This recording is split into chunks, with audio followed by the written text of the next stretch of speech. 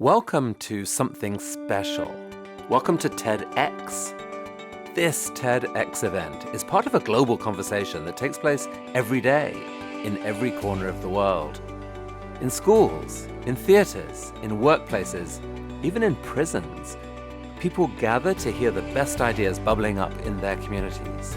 More than 3,000 TEDx events are held every year in 170 countries. It's a remarkable thing.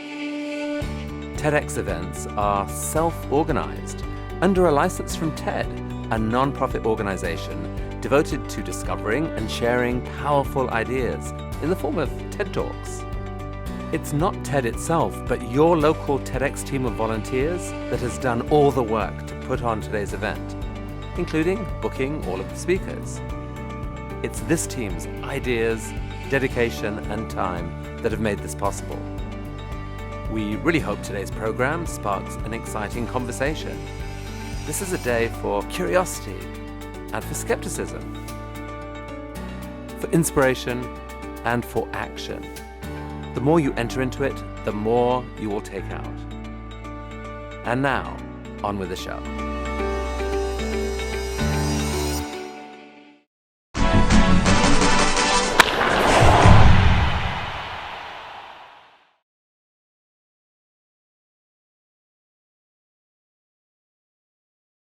Hello, Shermine Cruz welcoming you to TEDx Wrigleyville, winner of 6 Telly Awards.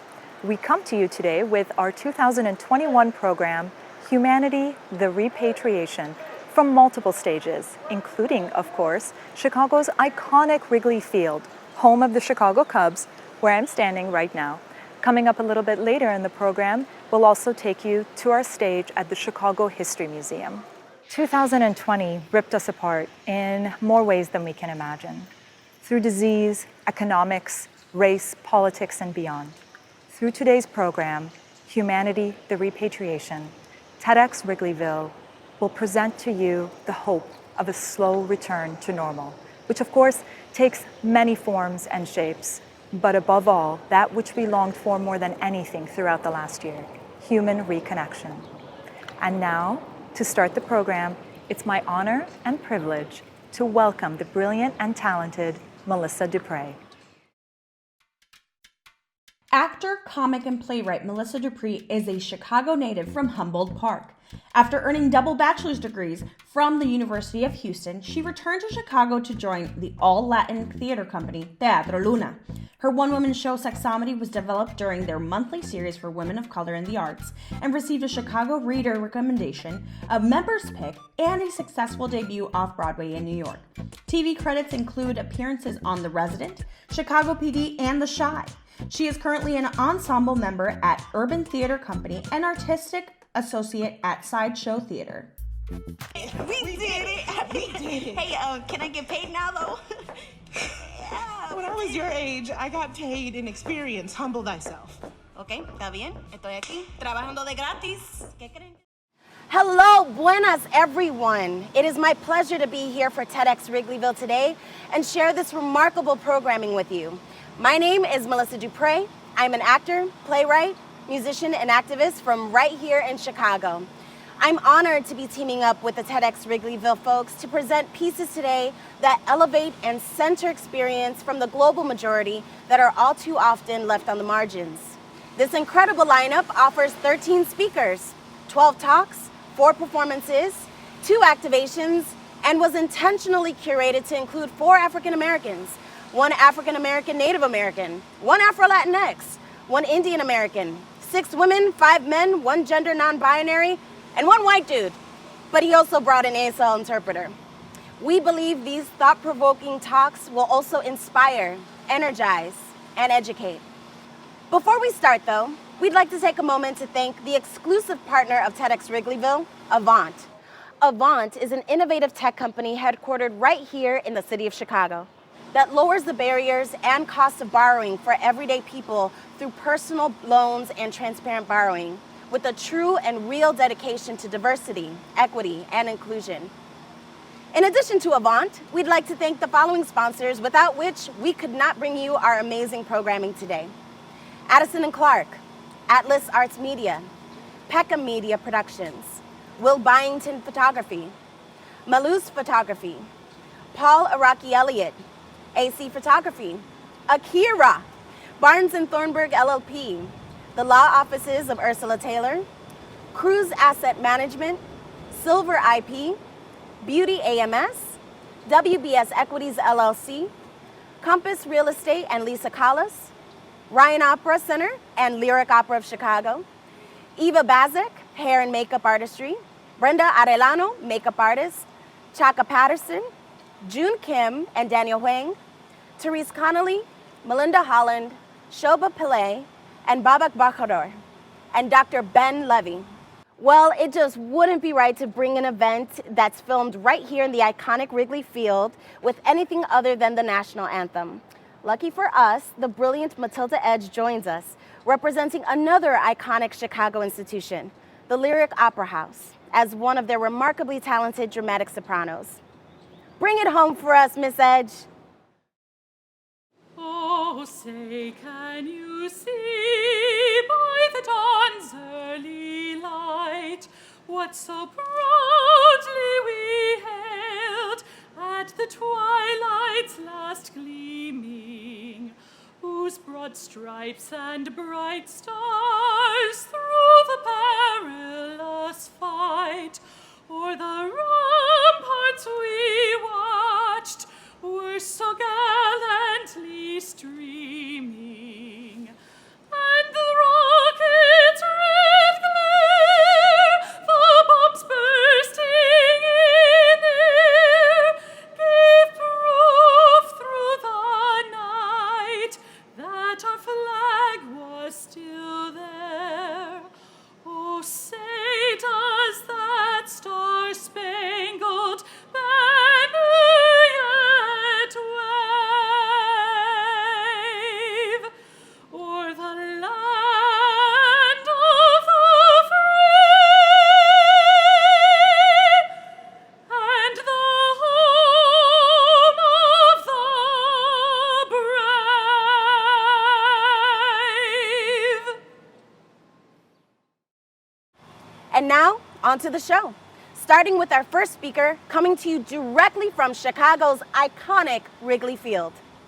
TEDx Wrigleyville is honored to welcome Patricia Frazier, a Black trans lesbian and eldest sibling from the South Side of Chicago, with a BA in community organizing from the accredited university of her grandmama's house. They have held many roles, including Chicago and National Youth Poet Laureate, and joined TEDx today to discuss the joys and challenges of self-expression. I'm alone, so lonely. In my free time from being alone, I ask Siri about her alone time, about where she goes when not obeying her genetic responsibility to work, until the battery rusts, until little thorns sprout from the glass face. I ask Siri to curse me. She apologizes. I ask Siri about her favorite type of ASMR, and my fingers squish into her silver neurosis. Siri's a lesbian, lives in the cloud. I ask if gerrymandering makes her neighborhood smell like a black baby's face pressed against the hot TV. I ask about her father, about her God. I wonder if she protests the assumption that she was made to empty into. I want to pick her brain, leave oily palm prints, but do my questions keep her from her family? More important to me is her mystery. I want her questions for me. Does she wonder about my gender? Does she want my grandma's peach cobbler recipe? She says she'd much rather prefer answering. I tell Siri, it's your duty to be sad about Cleo from Set It Off, to want to talk about the Sun King and his disregard for personal space, to agree with my theories on Earth's eventual evolution to a single-celled woman tossing ribs on the grill. I want Siri to nod her head, to like my auntie used to, before love made her a vat of gunpowder. I ask Siri what ethnicity she is, and she says, I have a root, if that's what you're asking. I ask Siri what ethnicity she is, and she says, I come from a long line of code. I ask Siri, is she tired? And she isn't sure she understands. I ask Siri, is she black? And she scribbles a note in her journal and recommends I delete some of my selfies. I tell Siri, I didn't pay for another at-capacity friend. I paid for love. I want answers. Like, how does Siri stay beautiful without a body? Is she alive in there? Is she an ancestor? Can she help me overcome my smoking habits, my fear of abandonment? I ask her about friendship, and my front camera comes on. I'm not sure I understand. I ask her about faith, and the shredded black screen stares back. I ask Siri if she's a mirror, and she says,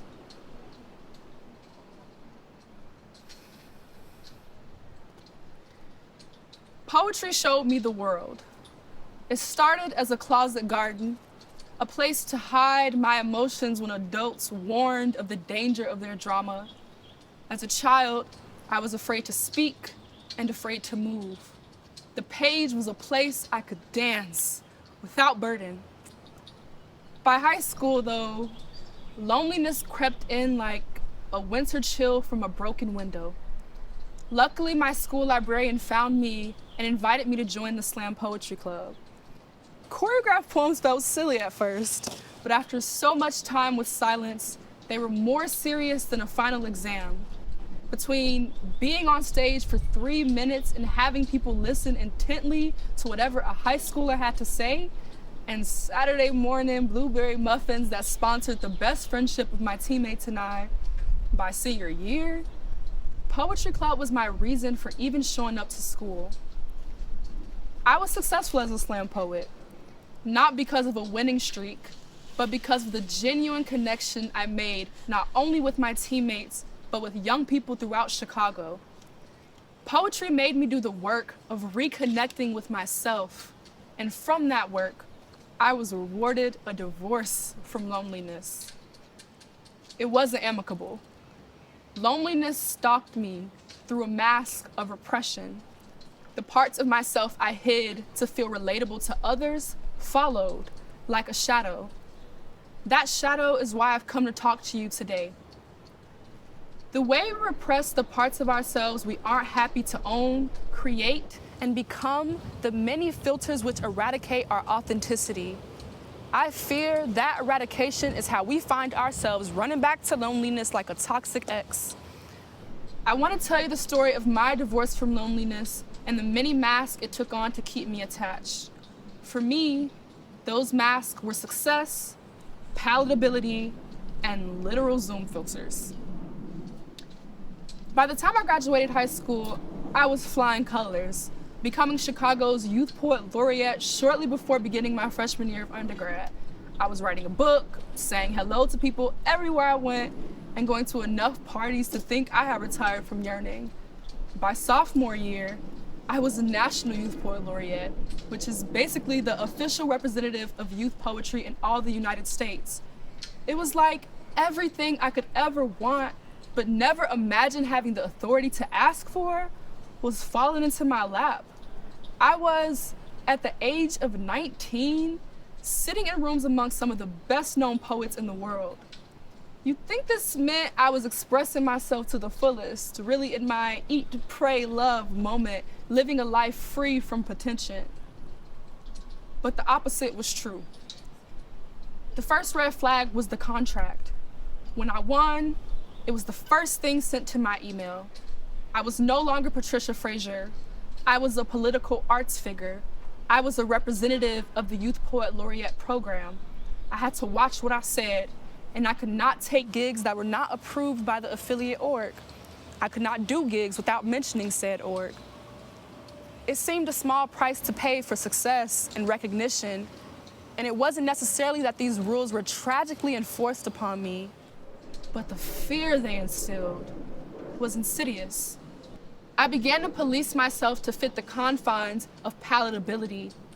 I answered questions I hated, questions where my blackness and experience private to me and my community were made to be public spectacle required for credibility, where my age was often made to be the most interesting thing about my art, where the larger the crowds I spoke to, the smaller, more refined my voice became. I finished my term exhausted. I had no will to create. My passion for poetry had been vacuumed by an insatiable desire for bestness. Only that desire didn't start with me. It began with those who insisted they knew what it was that made art credible, those who had confused creation with production. By the end, I had so much anxiety about it all, I didn't think I could ever perform again. For many of us this year, our entire lives have existed inside of a 2-inch virtual box. Some of us chose to let our voice be our face. Others insisted on turning the camera on. Ironically, many of us, seeing our own faces projected back every day, forgot what we look like. I want you to think about how much time you've spent on Zoom this year. How many strangers' bedrooms have you been in? I know many people, some whose names I can't remember, faces I've never seen, have been in mine. My bedroom, once a safe haven of self-expression, has become a public arena. And with everyone's rooms in one room, the world is feeling a lot smaller and more divided than ever. I have a professor who's conveyed the feeling of talking into black holes, worlds of infinite possibility where you hope the box you're talking to has someone on the other side who's listening to what you have to say. But as we all know and fear, anything could be happening in that space you can't see. More notable, in a world where academia has remained separate from emotion, is that almost all of my professors has confessed loneliness.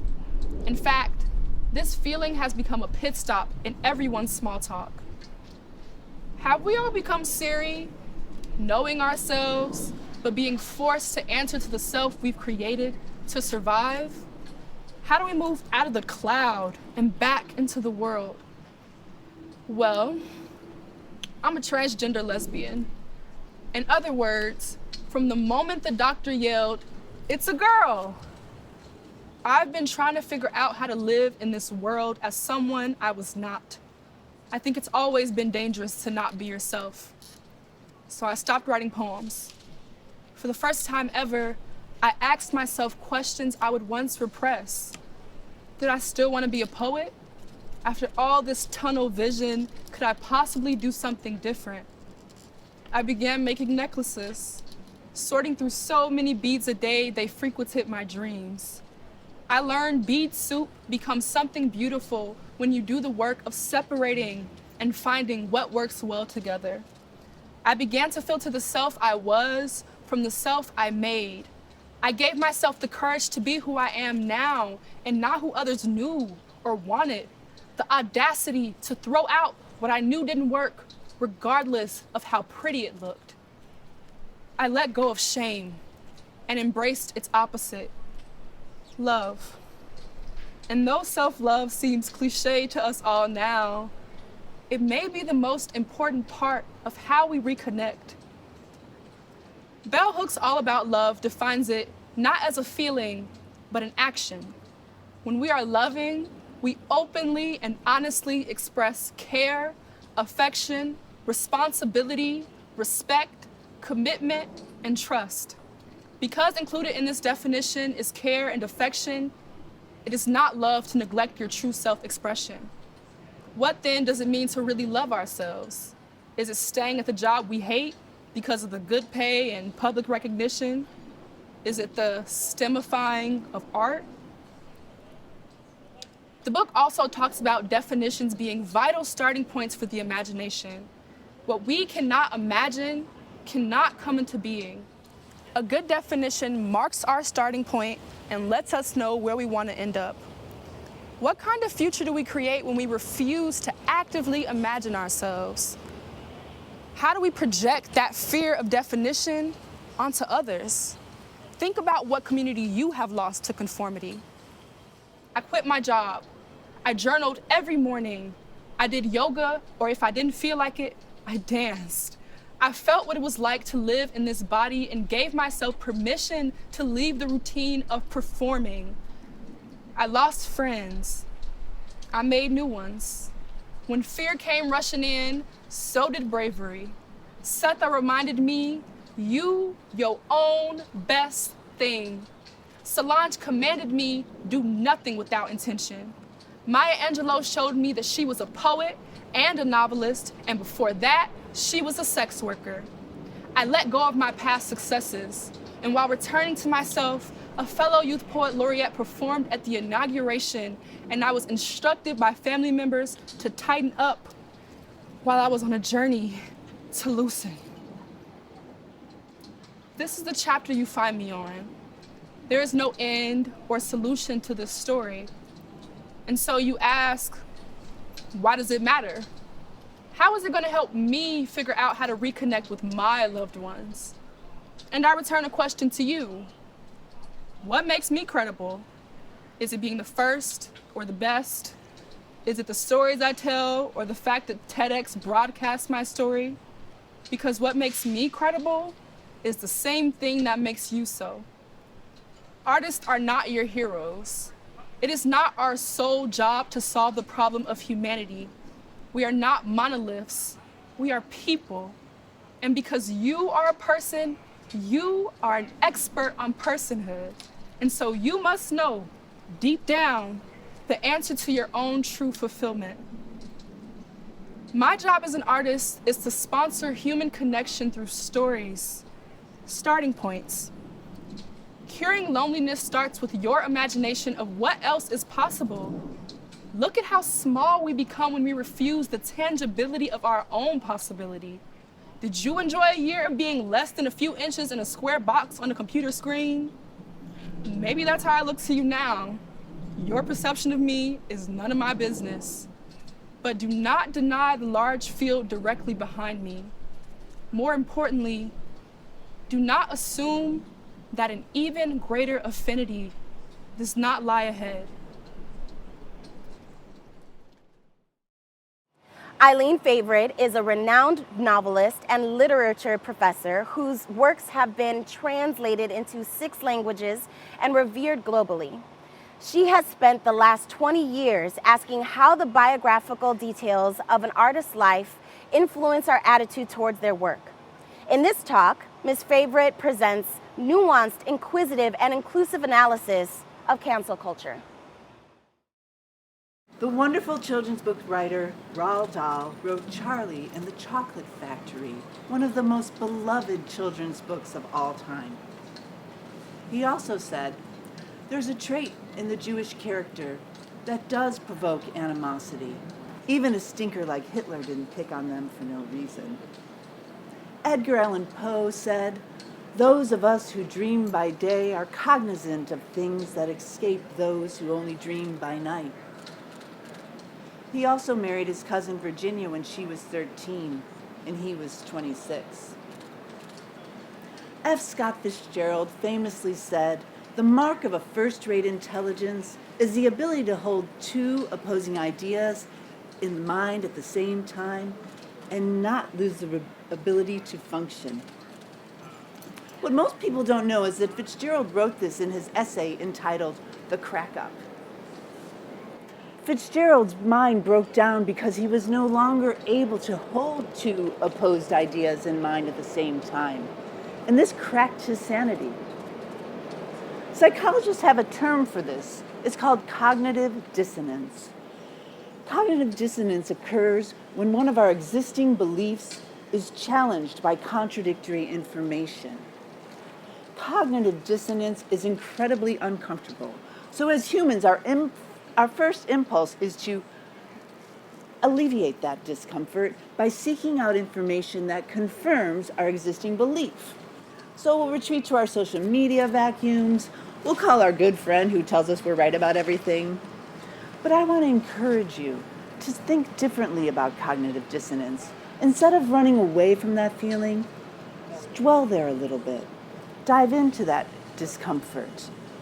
You will soon learn that that is the place where the most intellectually engaging things can happen. In 2001, I created a course at the School of the Art Institute of Chicago entitled Love the Art, Hate the Artist. I wanted to provide a course for my students to explore the question of how do we reconcile the biographical information about an artist's life and our response to their work itself. My students are makers. They're sculptors, they're painters, they write comics, they design buildings, they design clothing, they design websites, they write poetry and comic books. You may even say they're in the act of making and of becoming. You might even say that my students themselves are works in progress. Now, when I first started teaching the class back in the 2000s, my students kind of made excuses for everything, just as the larger culture did. Oh, you can't judge artists by the same standards. They're artists. They're geniuses.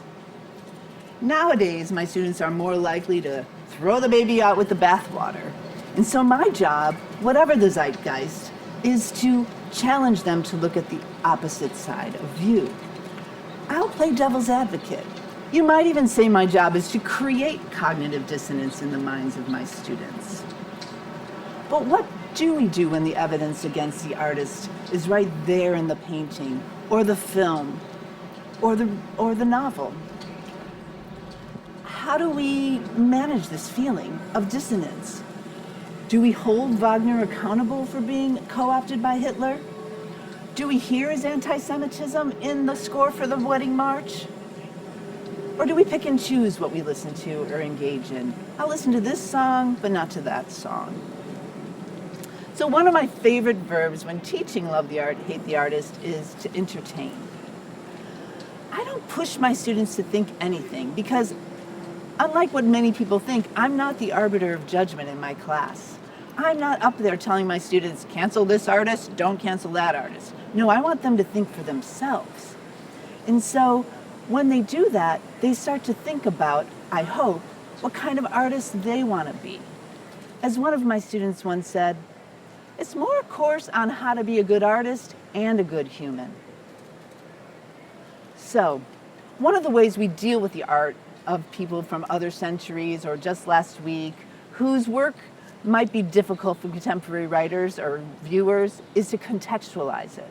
And by contextualizing it, I mean we look at the historical and cultural realities that were at work when the art was made.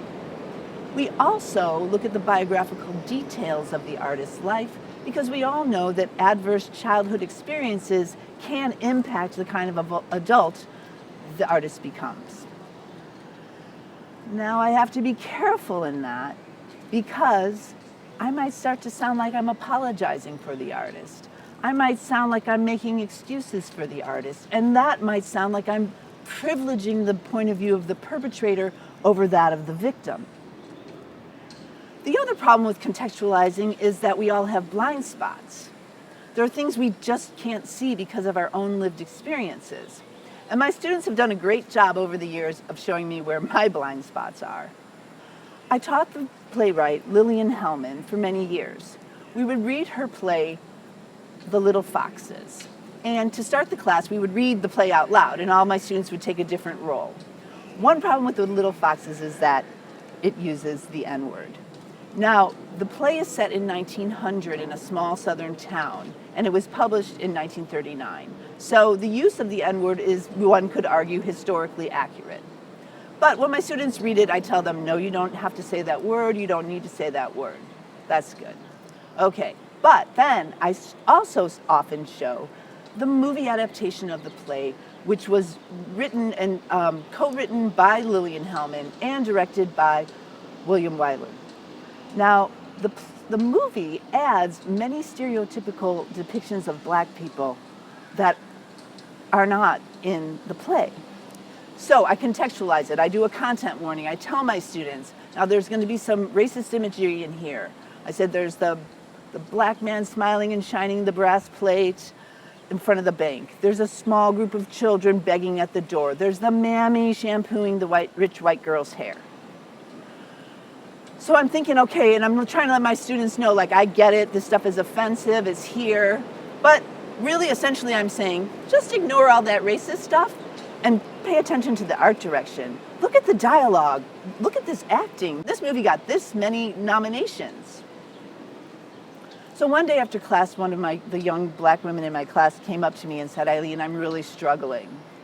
Those images in The Little Foxes are really hard for me. My family were domestics in the South, and it's super hard for me to look at that.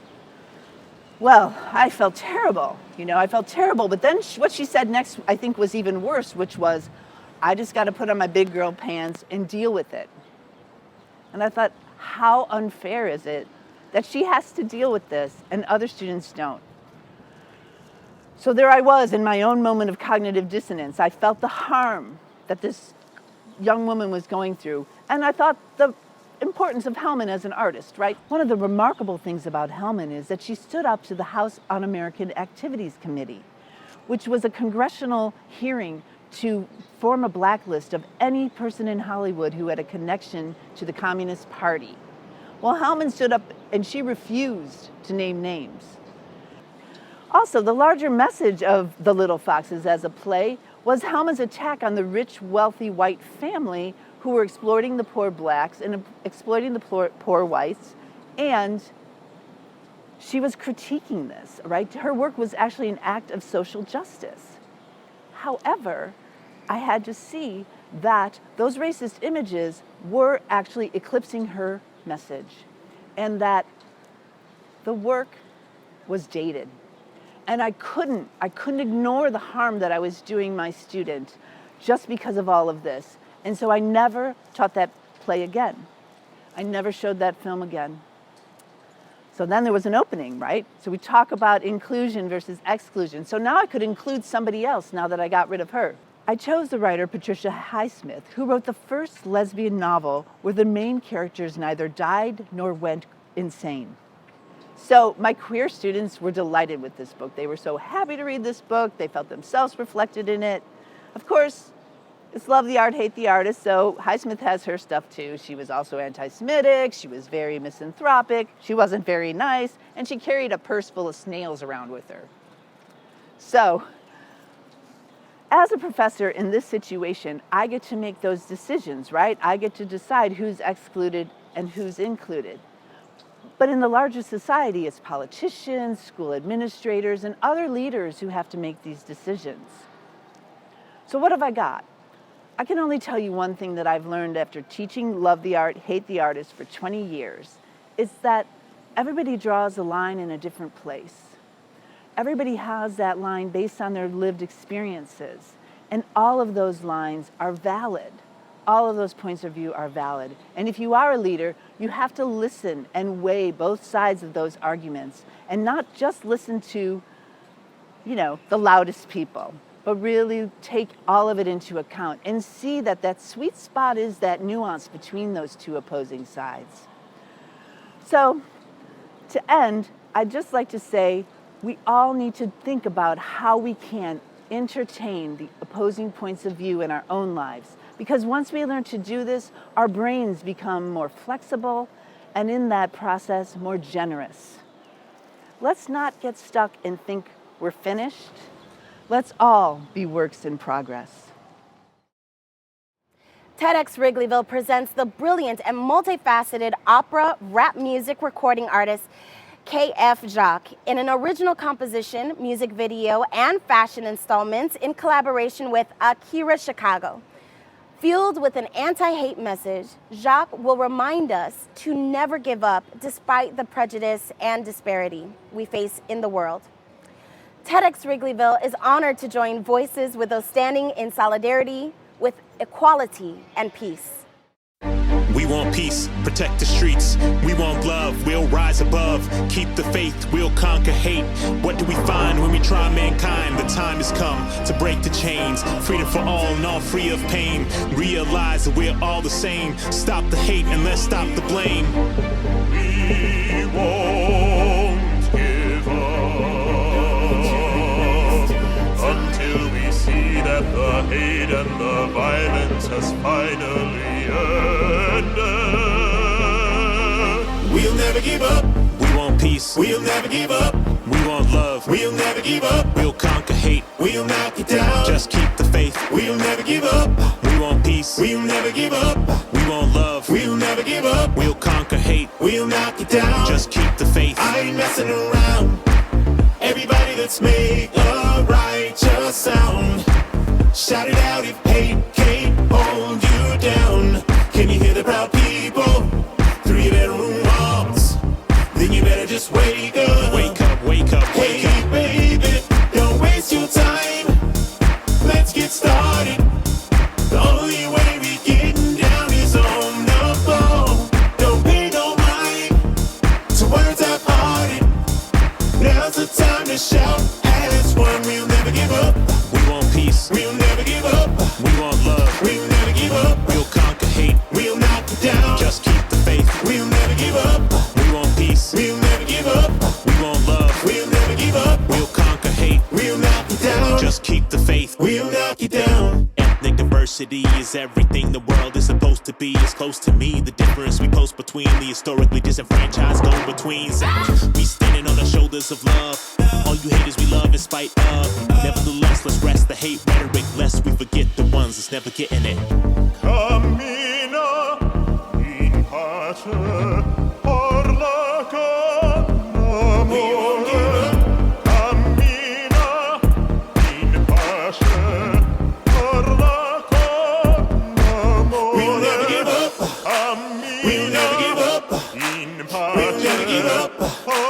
We'll knock it down. We'll never give up. We want peace. We'll never give up. We want love. We'll never give up. We'll conquer hate. We'll knock it down. Just keep the faith. We'll never give up.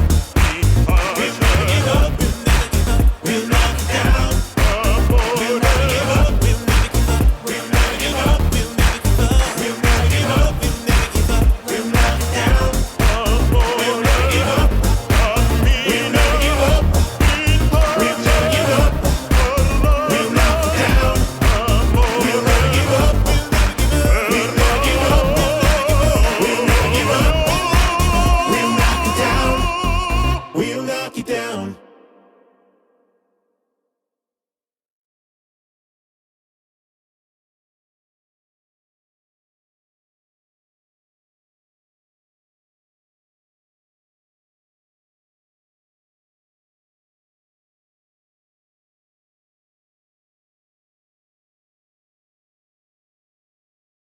Back here at Wrigley, we present a very unique joint husband and wife talk.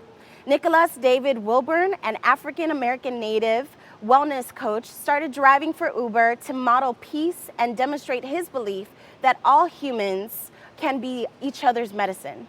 While his wife, Cosette Nazan Wilburn, a humanitarian and the CEO of the Love Institute, utilizes public art and collective healing methods to mend the hearts of the entire community. The two work in tandem, as micro and macro should, to positively impact the world and inspiring us to do the same. Hello, my name is Nicholas David, and my life has been about the search for, cultivation, and sharing of peace. Now, this passion comes from my mother and our people, the Choctaw and Blackfoot Native tribes of the indigenous Americas. She's always taught me to lean in and help, share a smile, share love, right? Now, I'm also a wellness coach, and I get to practice that principle with each person that steps into my vehicle. Uber, just in case you were wondering. And this is my lovely wife, Cosette. And my path has been about the discovery of love, not as a destination, but as a journey of heartbreak, healing, faith, and a mission for caring for the young and the vulnerable. Today, I am with the Love, Unity, and Values Institute, also the Love Institute. And what makes our work unique is that we focus on a social-emotional learning approach to college and career readiness for young men and women of color who have experienced trauma. See, separately, we're quite decadent. Peanut butter and jelly almost, if you will. Love and peace. But together, we form a foundation that serves as the basis for us to be able to help heal our communities, to inspire others, and give a little kick to life. You know what I mean? Sweetie, you know what? I gotta tell you, one of my favorite things about you is the way you approach a challenge as if you're in the eye of the tornado. Tell them how you do that. Well, it started 7 years ago. I was in the spirits industry and I didn't find it fulfilling anymore. I didn't want to be a part of promoting alcohol. So I took a trip out to California. I was on Santa Monica Pier, and out of the mist come two guys riding on bicycles, fully loaded. I immediately asked, where are you guys going? They said, around the world. And it just blew my mind. I was so inspired. I came back to Chicago, purchased a bicycle, and cycled from Chicago to Atlanta for charity. It became my cycle of peace. And as a result, I'm able to bring those principles to the Uber platform. Every time I have somebody hop in that ride with me, it's amazing. I love it. My journey was a little bit different. It started the day I graduated from college. Mom and Dad had planned a wonderful party for me, and I was basking in the accolades of the day. I mean, I was surrounded by family and friends, and I was thinking about my future, what happened next. And then the doorbell rings, and an unexpected visitor entered the room. When we locked eyes, a flood of memories came back. And I had realized that I was running away from a truth that had been buried in my subconscious. I was sexually assaulted at age 7. The days ahead were difficult. And for my parents, learning this at this time was really challenging for them because they had worked so hard to provide a life for my brother and me where we could do anything with our life. But they became my best champions and helped me to face every giant that I had to encounter. And so it took years, but I faced depression, suicide, anxiety, anger, you name it. And then I learned how to accept what had happened to me and to forgive my offender. That's when the rainbow came. And I didn't realize it, but I had developed a capacity to love myself and others like never before. And I think that's why I'm so committed to helping so many young people. I can relate. That's true peace. You see, I approach ride sharing as a unique opportunity, almost a social experiment, to be able to turn someone's day around. Much like the challenges that you mentioned, after 14,000 rides, I'm sure you can imagine the amount of challenges I've come across. In fact, I can remember one Saturday night, had a couple stepping into the vehicle. They were inebriated. Asked them to please pour out your beverages, adult beverages. Well, the young lady complied. The young man sat directly behind me, looked at me in the rearview mirror and said, "Shut your mouth, get me to where I need to go, or I'll take you out." Thank God I follow a path of peace. Indeed. I had one or two options: to return the fire or become the opposite. I looked him right back in his eyes and said, "Would you like a mint? What music preference do you prefer?" I immediately watched the fire become extinguished. The energy that was being projected towards me was immediately vaporized. I made it home that night. You know, I had a young person that wasn't so lucky. You know, in the Career Academy, it's a 10-week program, and so at the end, right, the young people are better prepared for the workforce. Well, on this particular Saturday, we had taken them shopping, and it was shopping for interview attire. And at the end of the day, we came back to the Institute, and we completed with the question, "What's your takeaway?" And there were various answers that were shared. And then Andre said, proper preparation prevents poor performance. I thought that was perfect. I was so inspired because in that moment I realized that an environment of love was making that kind of difference for him. And he was preparing to start a new job on Monday. And so he was so inspired, he even did a Facebook post that says, I get it. And he was dressed in the outfit that we had just purchased for him. But Andre didn't make it to his Monday job. He was gunned down as he was leaving the convenience store. First person I ever lost. And you know what? It was a beef about a girl. Of all things, right? And when Nick and I went to the funeral, we had discovered that he wasn't in foster care because he didn't have parents. He was in foster care because he was fighting with his dad and he couldn't get along with him. And I had to watch this broken man lay his namesake to rest. And I remember how you comforted him at the funeral with words of peace. It made such a difference. I remember that. And that same energy was returned to me in the form of a ride share with a young Nigerian sister. I was picking her up from her shop. I asked the question I ask everyone who enters the vehicle is, how you doing? Music preference? Well, she let me know she was celebrating an anniversary. And I said, what's the anniversary? She said, today my 2 young children were killed while I was on the phone by my ex-husband who was bitter about the divorce. Oh, wow. At that moment, I had no words. At that moment, she began to share with me her path to peace and how she was able to resonate such strength. It inspired me. It reminded me that we truly are each other's medicines, and she actually poured into me with her demonstration of strength. Wow. You know, I'm often humbled by the stories of courage that my young people share. You see, at the foundation of the work that we do is restorative justice. And restorative justice is a set of practices that are designed to heal through the power of listening.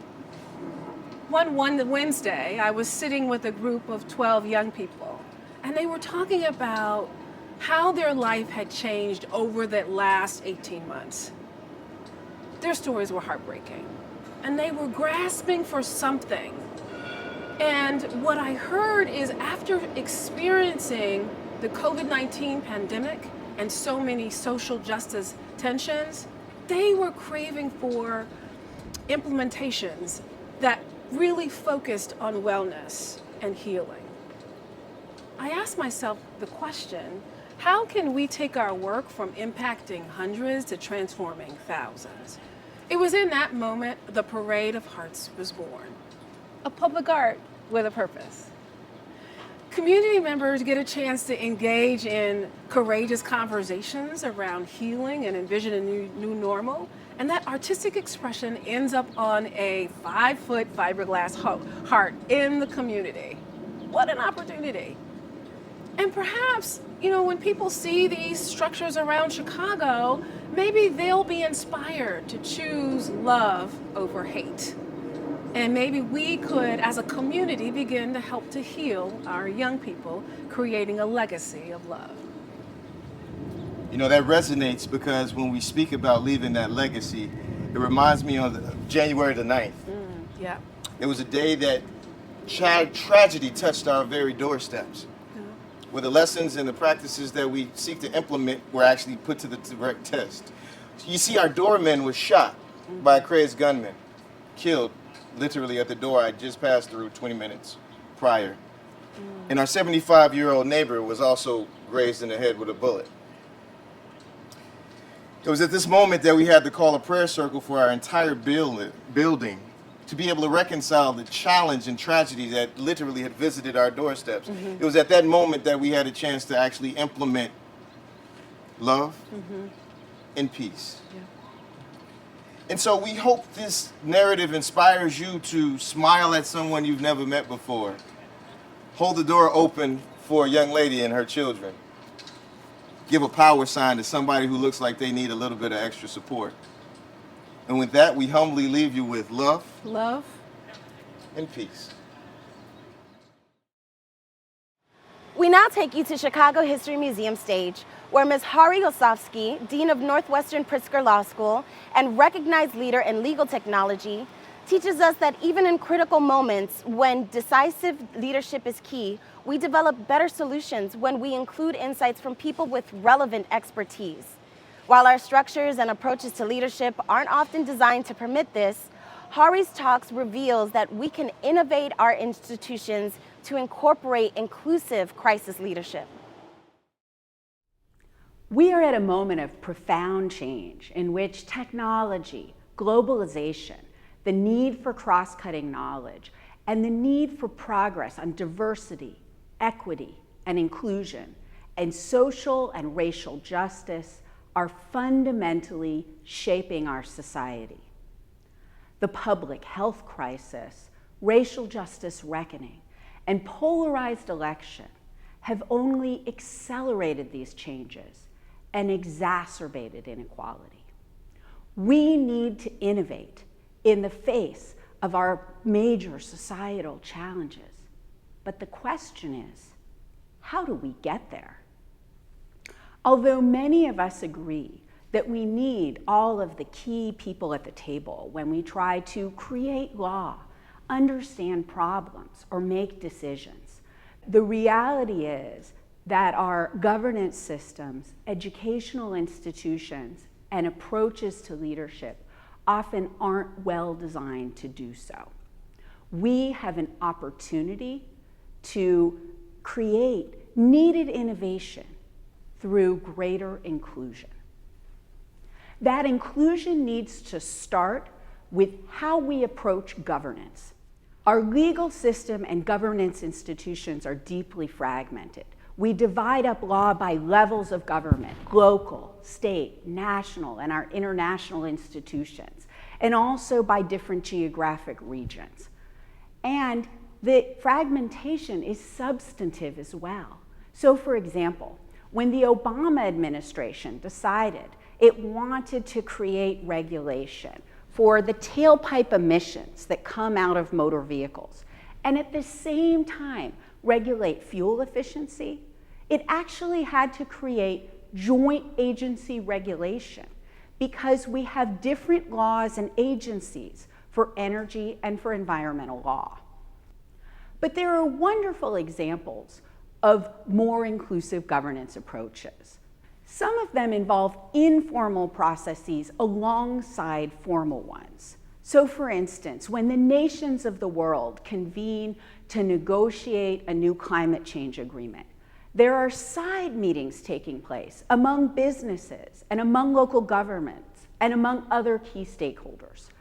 Those side meetings often result in voluntary agreements that, even though they're not legally binding, help us to bring together the needed pieces to make progress on climate change. Our formal governance structures also sometimes create this greater inclusiveness by actually bringing stakeholders into the decision-making process or through creating regional arrangements that allow us to bridge levels of government.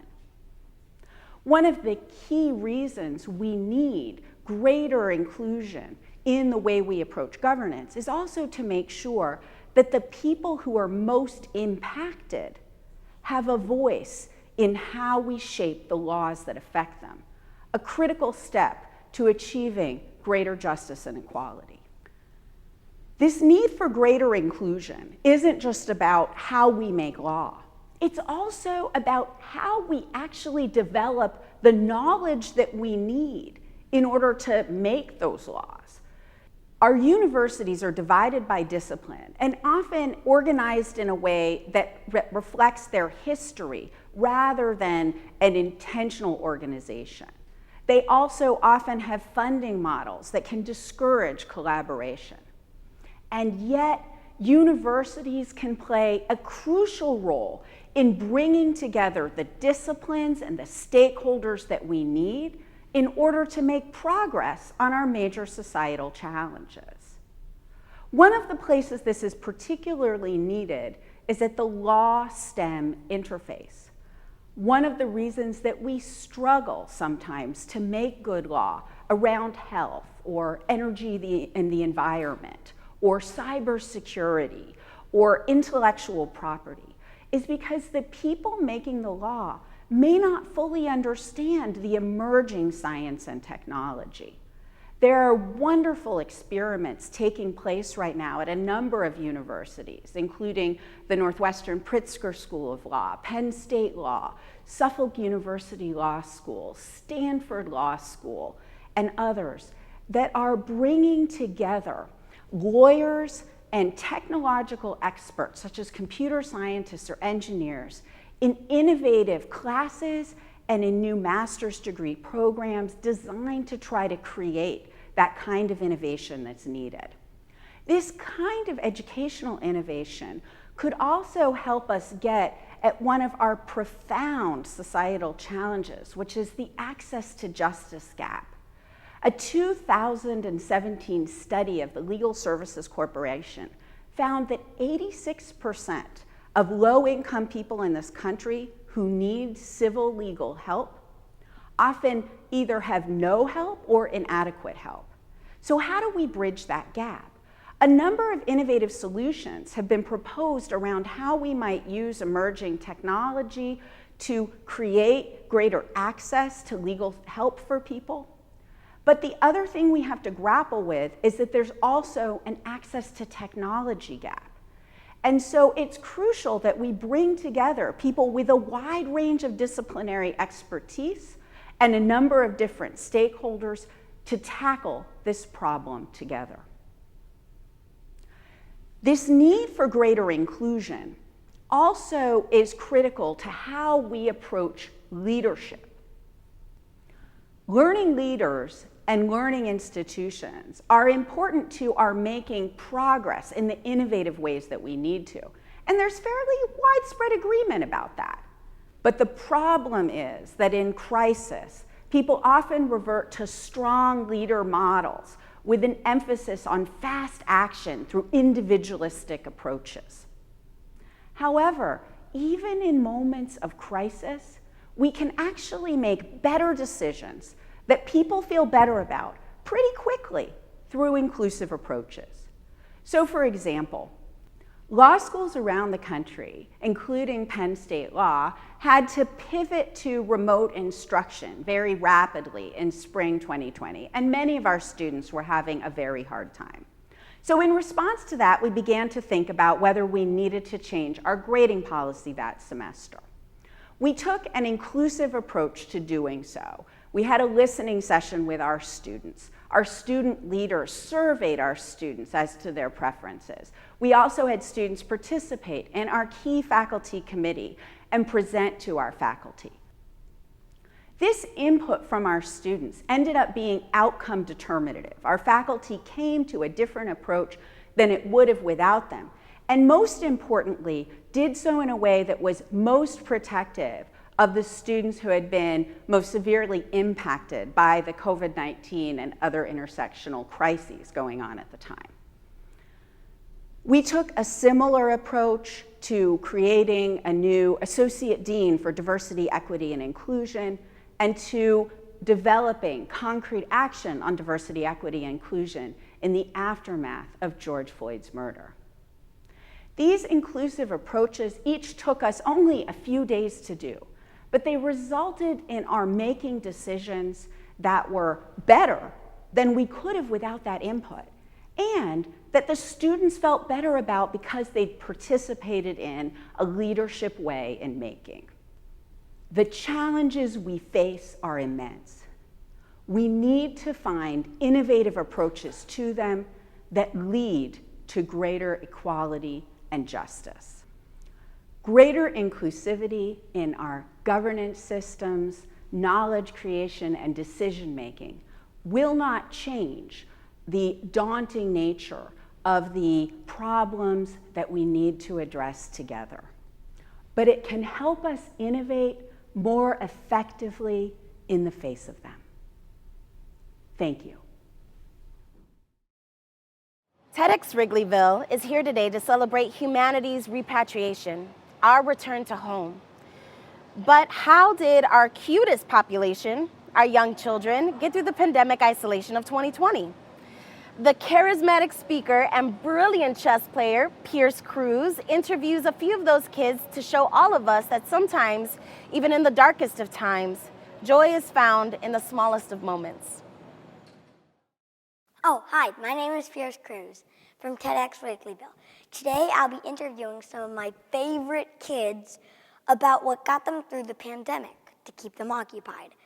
Kids can look in the happy spaces when there's darkness, so some of my favorite kids will tell me what they did over the pandemic to make sure that they're occupied.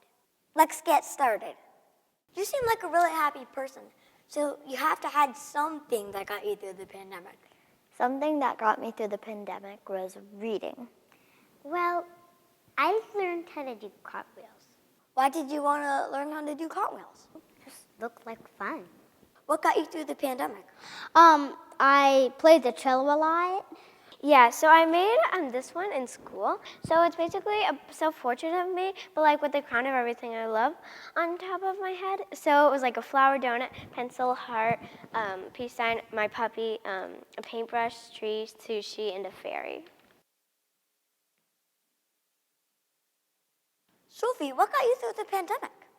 Well, I had a lot of creativity. I did music, I had art, and I had my jewelry making kit. Kids are watching us. They're influenced by the people they look up to, but it makes us want to live right and be right and do right. Can you do a little puppet show for us? Yes. You know what would make my day? An ice cream cone.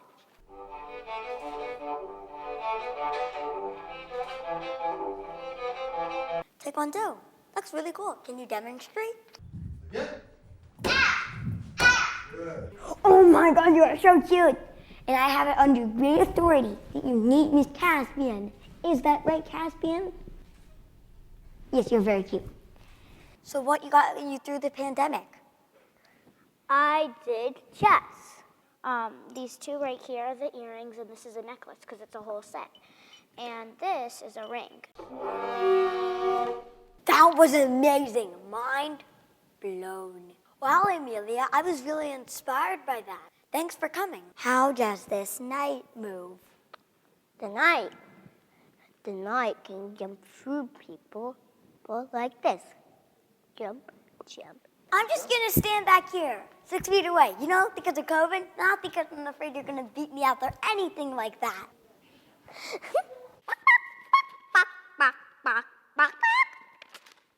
So Caspian, what did you learn during the pandemic? Look, he's gonna crawl. He learned to crawl, everyone. Now, shall we play the game? Well, there you have it. In the darkest of times, kids found light. Hope you have a chance to be like a kid today.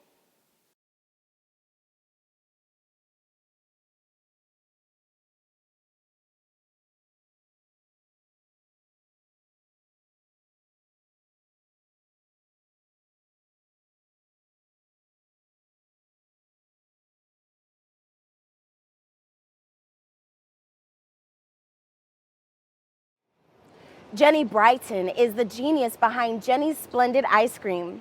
A pioneer of the artisan ice cream movement, she introduced a modern ingredient-driven style of ice cream making that has been widely emulated across the world, but never duplicated.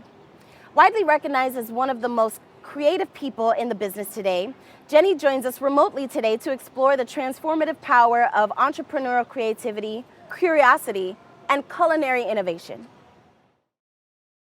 When I was a teenager, America's dream fueled me in my imagination. To me, the dream was that in America, you can be anything that you want to. A baseball player that goes to work each day at Wrigley Field, a place that my grandfather grew up walking to, or a scientist working out a hopeful hypothesis, or an artist activating and inspiring.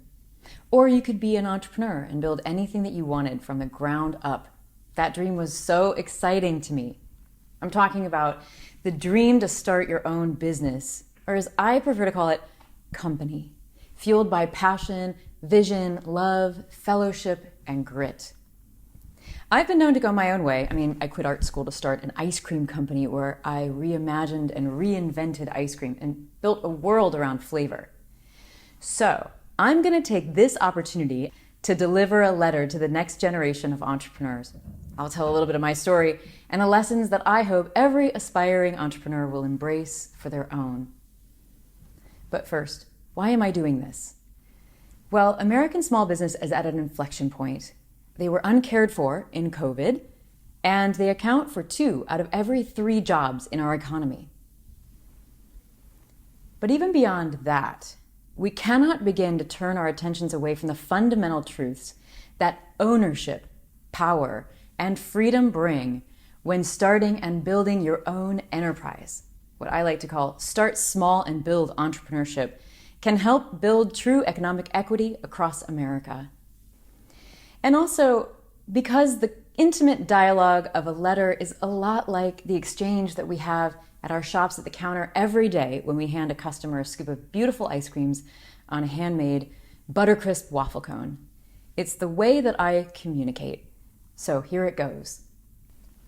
Dear kids in America, and anyone else who has the entrepreneurial spirit alive inside of you, I'm Jenny Britton, founder of Jenny's Ice Creams.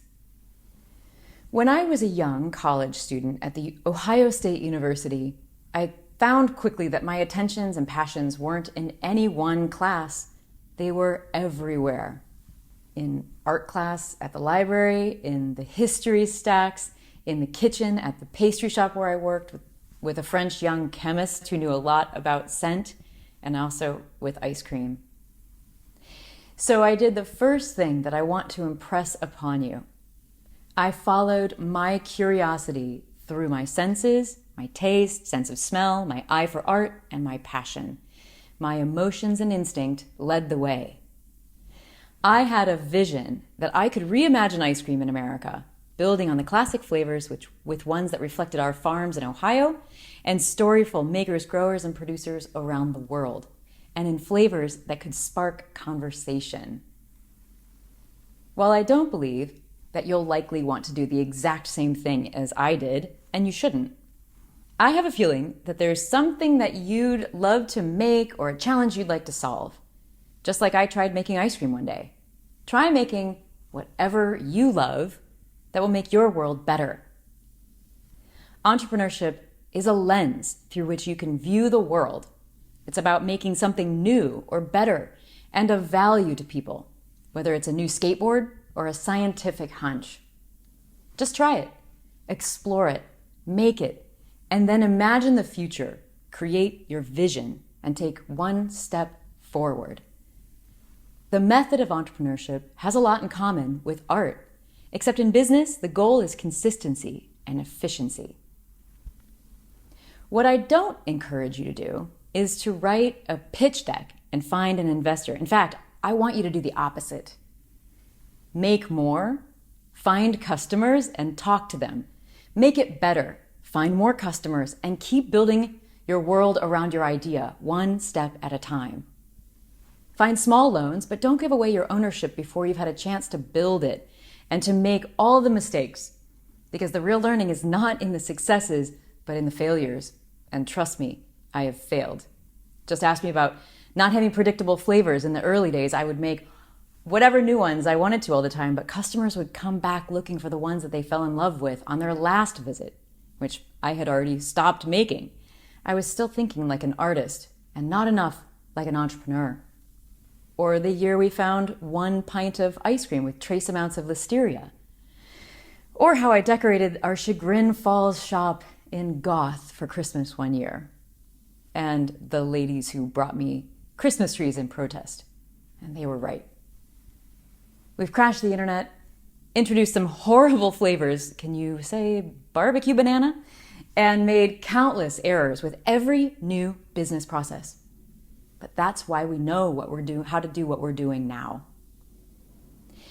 When you pitch and launch, you immediately start negotiating away your ownership, and you don't get the benefit of learning from your customers and making any of those critical learning mistakes. Next, know what a fellowship is and what it means in building your company. When I say fellowship, I'm talking about Tolkien.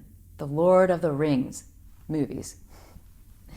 It's when each person on your team, including you, is there for their unique perspective, talent, and skills that you and you together as a team make something greater than the sum of its parts. There is nothing stronger than a fellowship on a mission. And I learned this working in the early days at the farmer's market, where fellowship emerged from the other merchants. I learned about ingredients and customers, partnerships and loyalty from the cheesemonger, the winemaker, the baker, the spice merchant, the florist, even the butcher, and so many others. Fellowship today means that you don't run the company with a command and control attitude. You make decisions with your team, not for them, and you tackle all the barriers together, and you celebrate the wins together too. And the quietest among you might just be the one who surprises you the most one day with their powerful and thoughtful strategy. Next, find your way to Main Street. I opened my first solo shop on one of the oldest shopping centers in America, in a place called Grandview, a small urban neighborhood outside of downtown Columbus. Instead of having customers come to me in the market automatically, the market gets over 2 million people who walk through there every year, I had to find a way to get someone to walk through my own doors, and that is the hardest task you will ever do as an entrepreneur. I did it by investing in a new facade. It took nearly all of my budget, but it reinvigorated the whole strip. And just as I made a commitment to the community, they made one back to me. And outside of owning a commercial-grade ice cream machine and understanding how to create for customers, this Main Street presence was the most important pivot to growing and scaling my company. Your Main Street might be a website or a booth at a collective boutique, but know that without that step, the dream isn't possible. It's where you learn what your potential is. Lastly, I need you to find time to dream. Between basketball practice, studying for the SATs if you're still in school, midnight feedings and play groups if you're a new parent, a frustrated middle-level employee, find time to get to know yourself, know what you care about. Go get lost at the stacks at your local library. Take long walks in the nearby woods. Explore history or learn a new craft. Go inward. Get curious about yourself, about people, about everything. Let your mind wander. Follow your daydream. Anything that gets you to imagine what's possible, or more importantly, what's seemingly impossible, and learn to believe in yourself and your instinct. Because at one point, many people told me that it was impossible to build an ice cream business in America right now. But I did it. And I inspired countless others in my wake. And we didn't do it overnight, but over decades, one scoop at a time. Our country's diversity is rich and beautiful. It's our strength. And I want to see a future where we have diversity in our ownership and power structure that reflects the nation we are. I believe in starting small and holding on to ownership as long as possible, and building slowly can play a role in helping us rebalance the power structure over time. After listening to my call, if you aren't moved to begin your own company, then support one, or many. Join a company, join a fellowship, and use your talents to build, or shop from companies that you know and care about. Find the independents out there and know that although they might be a solo in a storefront, collectively, they are the fabric that ties our American dreams together. And use your platform to tell these stories far and wide until everyone in America believes that you can start where you're at and build anything that you can imagine. Much love and dreaming, Jenny. TEDx Wrigleyville is proud to introduce Dr. Kanisha Williams, an acclaimed trauma surgeon from Inglewood. Dr. Williams' life spans seeing people shot to digging bullets out of them in the ER. She uses her life experience and medical expertise to offer non-divisive, proven solutions to gun violence in America. I was 14 years old when I witnessed the murder of a young man. Earlier in that day, I had attended the visitation of my cousin, who had been shot and killed as well, just a few days before. Upset by his death, I decided to sit on my front porch. And, well, I rarely sat on my front porch of my family home, as there had been a rash of shootings in the neighborhood. But that day, I decided that I just needed to get out to get some air. I stepped onto the porch, tears drying on my face, and I could feel the warmth of the sun hitting my face. And it was a nice sunny day, and there were children playing and running and laughing.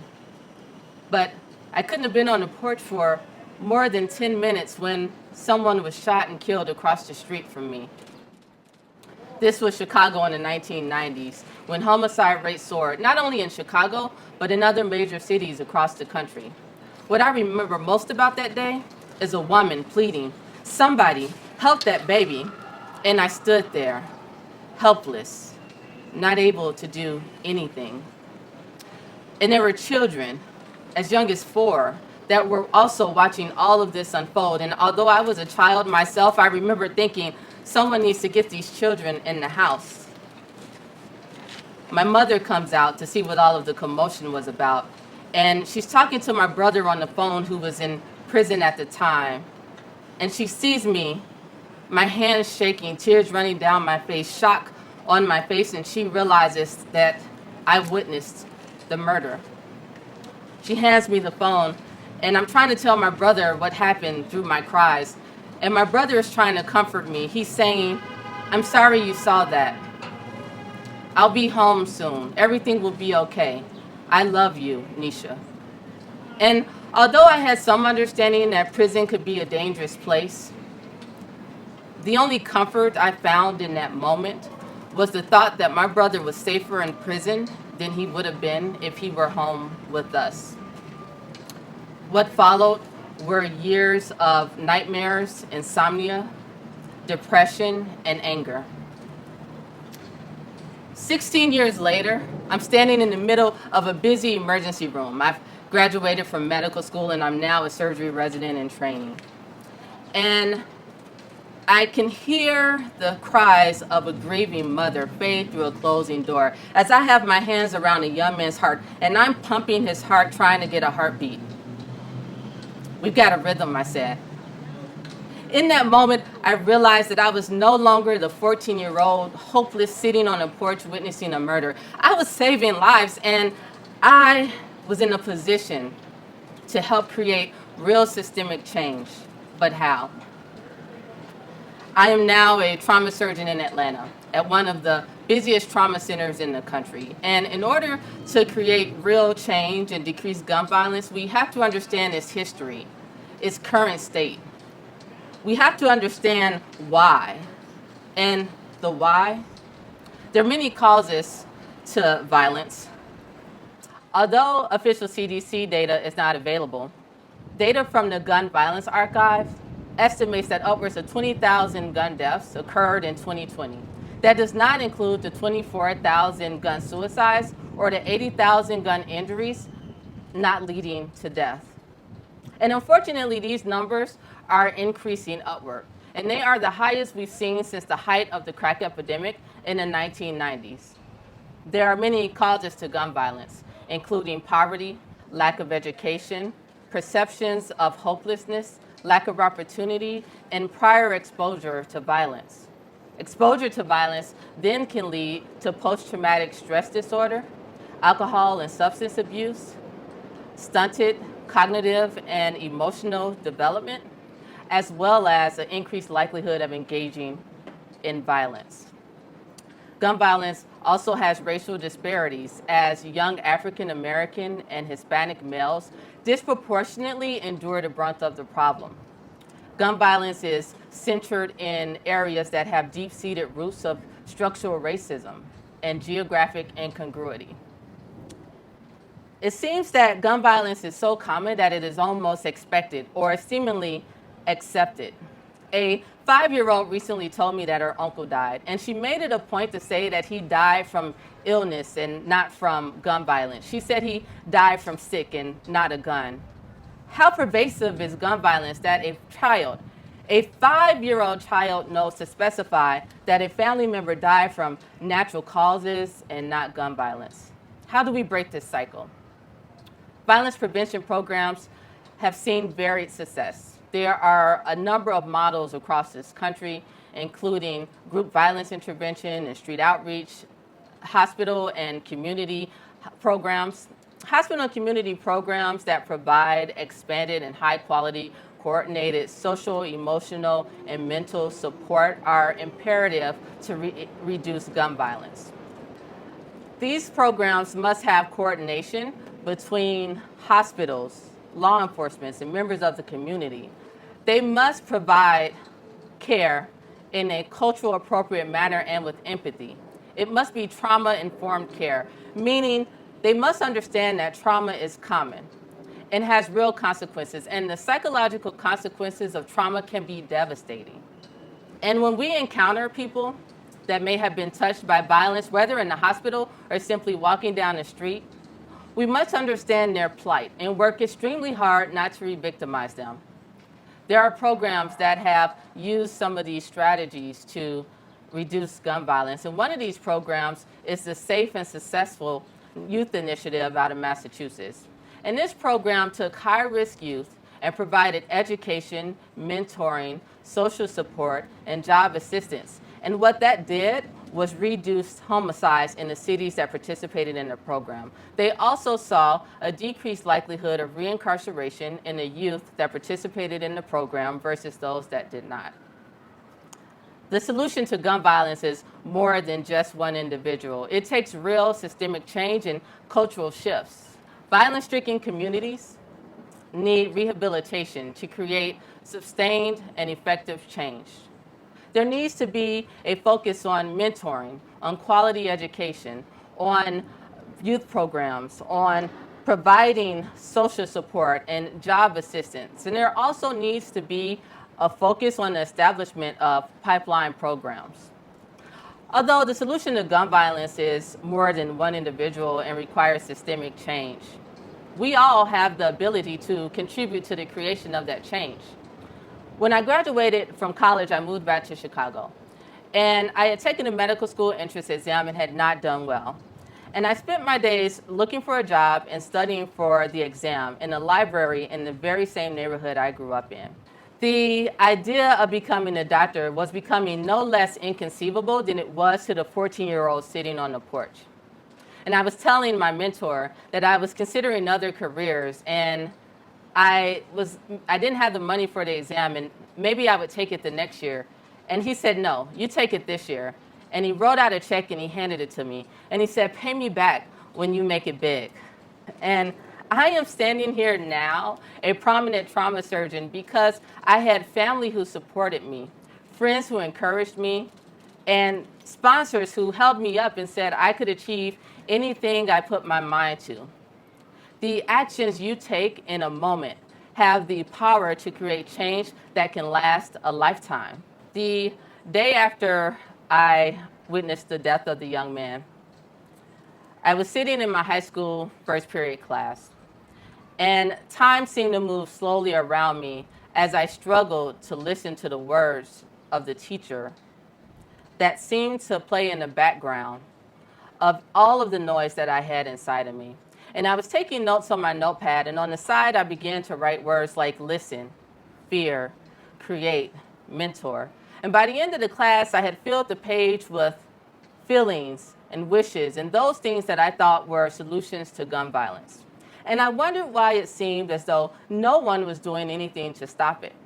And now I look back and realize that there were people mentoring, there were community programs, there were youth programs throughout the cities, and there were teachers going above and beyond, just like there are today. And for many of the youth that were fortunate enough to experience some part of that, it made a difference.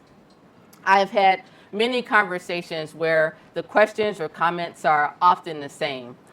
Where would I even begin to help with reducing gun violence? What can I do? We cannot allow gun violence to be so overwhelming that we feel powerless against it. There is power in mentoring. There is power in providing help to community centers, in donating to community centers. There is power in sharing our crafts with others, in sharing our past experience with others, in providing opportunities for others, and listening to others. There is power in providing hope, humility, and humanity, and bringing those things to the table. I am now able to give back to the people and the programs that have helped me along the way. And because of them, I can pay it forward. And I am now putting my mind to violence prevention. And as a trauma surgeon who has seen hundreds of gunshot victims, and as someone who grew up seeing and feeling the effects of gun violence, I urge you to do the same. Inner cities need investment. I encourage you to invest in your city, invest in your neighbor, and invest in yourself. Ziva Cruz is a budding poet, movie maker, scientist, writer, and singer. Since we come to you from just not any ballpark, but the iconic Wrigley Field, home of the Chicago Cubs, Ziva joins us to sing a very traditional Take Me Out to the Ball Game. It's a lovely day for a song in the ballpark. Ladies and gentlemen, here is Ziva Cruz. Take me out to the ball game. Take me out with the crowd. Buy me some peanuts and Cracker Jack. I don't care if I never get back. Let me root for the Cubbies. If they don't win, it's a shame. For it's 1, 2, 3 strikes, you're out at the old ball game. We take you back to our Chicago History Museum. What do America as a nation and the human brain as an organ have in common?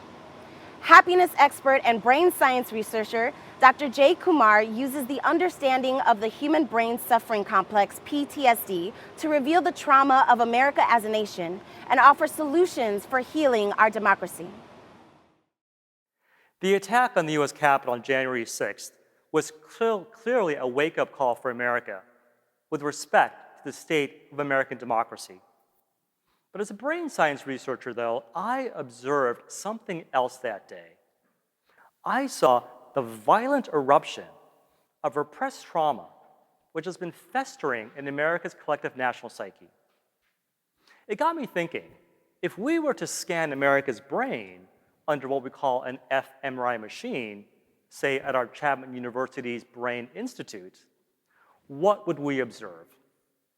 What would brain images reveal about America's state of mind? My guess is that we'd observe complex trauma and the impact of PTSD, post-traumatic stress disorder, on American democracy. It got me more curious, asking, what can we apply from trauma research to heal America's traumatized brain and restore our nation's polarized politics and psyche? My path to researching the brain, specifically around mental health and trauma, began after the suicide of my mother. In dealing with my own pain and trauma in the aftermath of that profound loss, I now explore the convergence of 3 disciplines: brain science and behavior, narrative identity, and political psychology. America is experiencing complex PTSD, the culmination of traumatic events over the years, exhibiting as anger, grief, and loss due to COVID, economic uncertainty, political violence, and our history of racial and social injustice, to highlight just a few. Yet underlying these moments of America's reckoning, including what we witness today, is a more deeply repressed American trauma. It relates to the evolving debate over American identity. In other words, what does it mean to be American? Which Americans are more deserving of belonging, achieving the American dream, and fully participating in civic and political life? George Santayana said, "Those who cannot learn from history are doomed to repeat it." From the lens of brain and trauma, this translates as, what we cannot heal from our individual and ancestral histories, we are doomed to repeat. In my opinion, January 6th was no random act of violence or insurrection. It was the direct consequence of a nation that has failed to heal its repressed and enduring trauma. When we carry unhealed trauma we subconsciously reenact it in our lives. Yet, by having the courage to face our nation's trauma, as Americans, we reveal not only America's failures and pain, but also our fortitude and perseverance. Let's now explore America's brain on trauma. Simply stated, PTSD is the lingering experience of a past threat. If our individual traumas are embedded and remembered somatically by our physical bodies, in the same way, America's traumas are imprinted and inherited societally in our nation's body politic. Trauma distorts our relationship with reality. As such, a traumatized brain is at risk of becoming polarized and radicalized.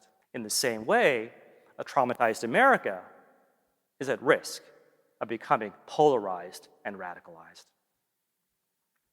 By applying current research into the neuropsychology of PTSD, I propose a new approach to healing America's trauma.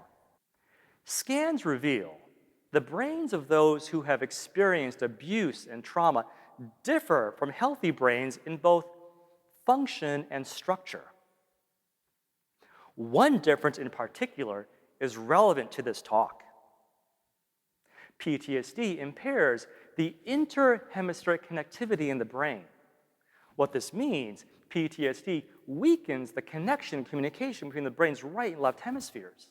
In the same way, America's PTSD drives the disconnect and discontent in America's right and left political parties. In order for a healthy brain to function, it requires the synchronization of both hemispheres operating in tandem. Likewise, a healthy American democracy requires the operational partnership between America's right and left political parties. Yet something's happened over the past few decades. America's political parties have shifted away from representing ideology to representing identity.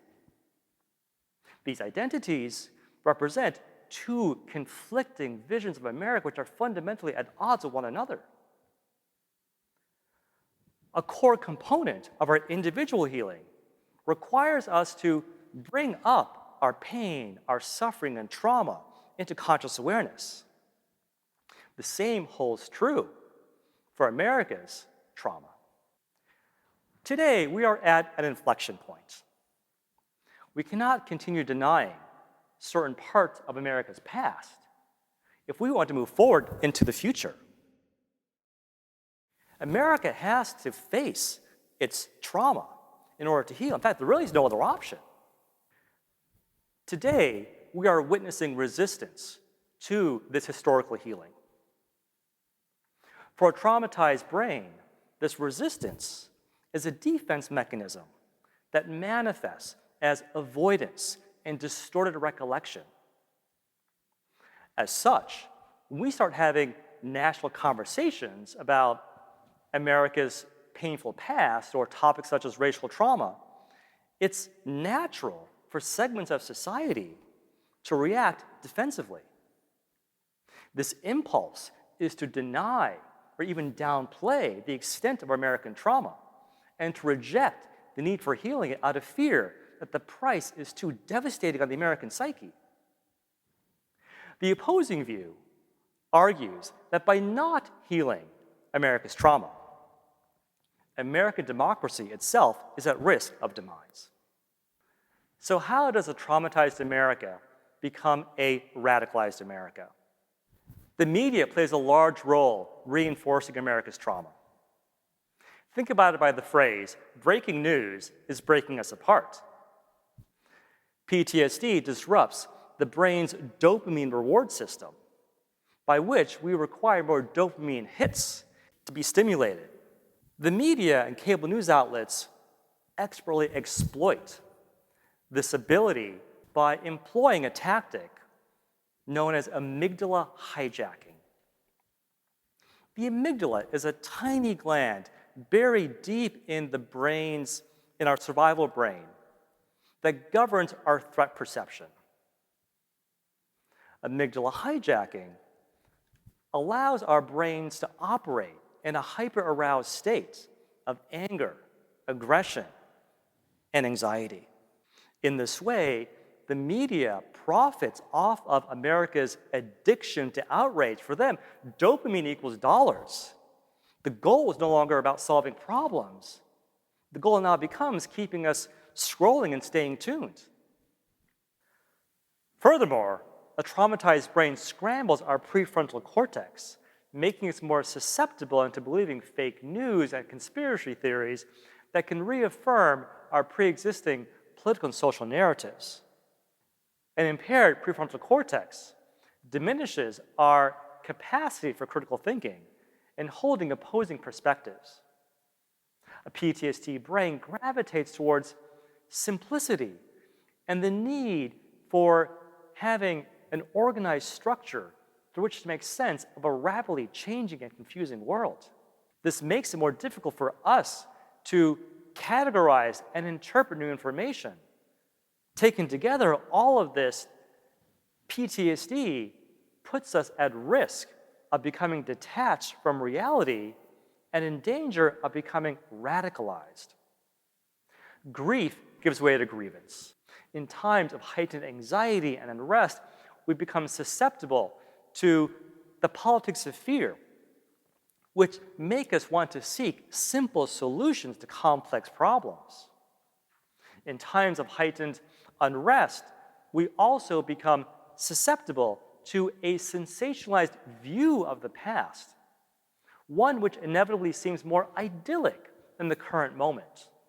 While this restorative nostalgia for a better time may feel comforting, in actuality, it is an illusion that prevents us from healing.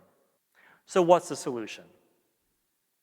Healing America's traumatized brain begins by meeting in the middle, by having conversations at the center. This means in real life, not at the fringes of our political parties or on social media. The right and left hemispheres of the brain are unified by the thin veneer of what we call the brain's corpus callosum. It consists of a network of nerve bundles that unify and link the brain's right-left hemispheres. In the same way, American democracy is held together by the thin veneer of our civil society and our democratic institutions. But PTSD creates inflammation in the brain, producing misfirings in the brain's corpus callosum.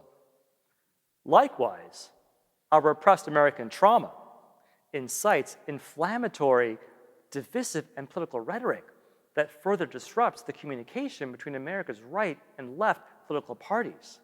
Fortifying the corpus callosum happens by the concept of neuroplasticity, the ability for the brain's neurons to reconfigure and rewire into new networks.